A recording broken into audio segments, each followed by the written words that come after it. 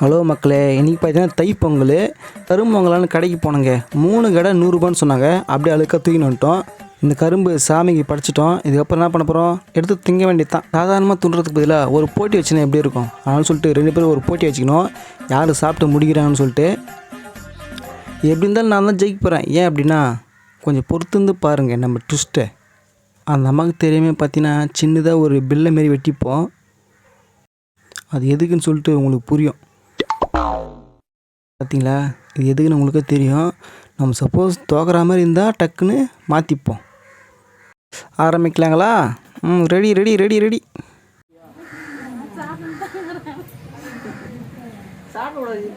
சாப்பிடணும்.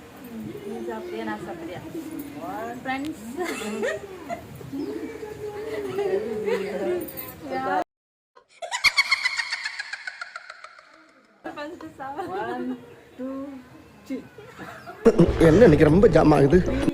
2, 1.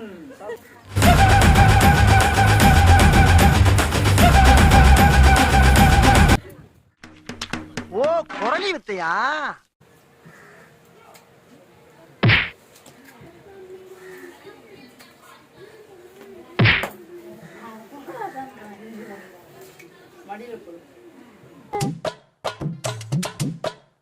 மணி மணி மணி மணி மணி மணி. ஐயா வாய பாரு. என்ன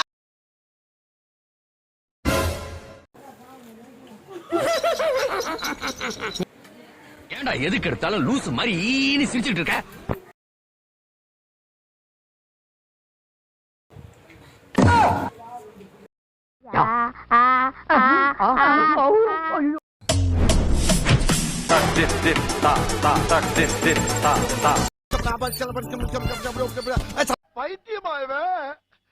யார் இந்த முட்டைய இப்படி பாக்குறான்?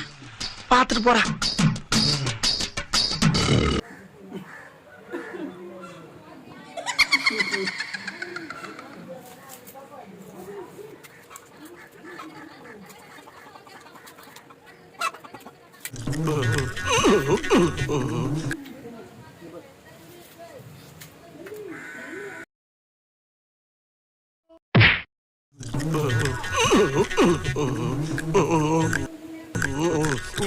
கடுசா இருக்கு.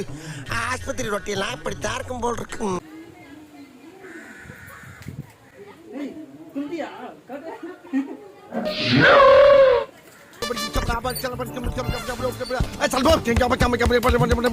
மந்திரமே தெரியா.